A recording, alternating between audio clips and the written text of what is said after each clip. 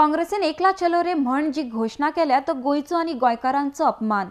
भाजपाक जर घरा धाडटले जाल्यार महागठबंधन जावपाची गरज आसा।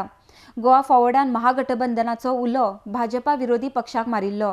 राष्ट्रीय पक्षाची ही दादागिरी असो आरोप गोवा फॉरवर्डान केला। आरडेक्स हो खातीर पणजेच्यान संजय मुनाली। गर्जना केल्या की आम्ही अकेला चलो रे, आम्ही खंयच्याय पक्षा कडेन अलायन्स करपाक ना आणि आम्ही 40 सीट लढयतले। वो गोवा फॉरवर्डाक गोंयचो आणि गोंयकारांचो अपमान असो दिसता।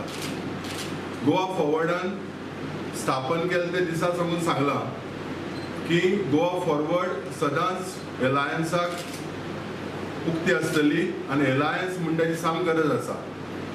ज्यो सर्वेज गोंया भितर जाल्यात ताजो निष्कर्श असो आसा की 70% गोंयकारांक बीजेपी पावराक नाका, पूण हेच म्हणटात की जर तर opposition forces anti BJP forces जर एकठांय जर आयले ना तर पण ती बीजेपीच पावरां येतली।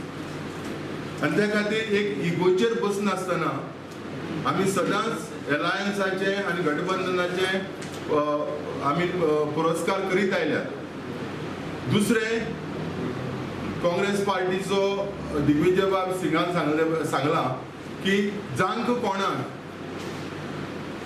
बीजेपीक हारोवपाक जाय आणि जर तर कोणी जर आपण एंटी बीजेपी म्हणटा तर तांणी सगळ्यांनी काँग्रेस पक्षाक जॉईन जावचे आणि काँग्रेस पक्षा बरोबर वचचे, दुसऱ्यांनी चूल मांडची न्ही।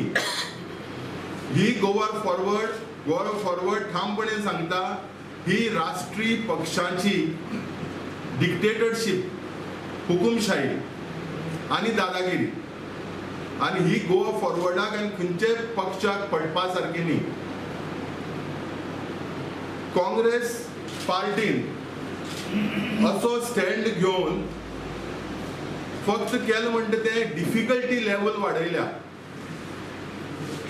आमची मोख आसा की बीजेपी पावरांतल्यान तांकां कुशीन दवरपाचे।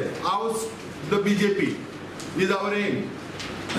आणि हो आता साध्य जावपाक आनी म्हळ्यार आनी आडखळ्यो चड जाल्यात। Congress has increased the difficulty levels in Goa and for Goans to oust the BJP. पण गोवा फॉरवर्डाची गोंयाक आणि गोंयकारांक बांदिलकी आसा आणि त्या खातीर आमी सांगपाक सोदतात गोंयकारांक की आमी कसलेय इगोचेर दवरून इगोचेर रावन इरिस्पॉन्सिबल आणि रॅश डिसिजन्स घेवपाक नात।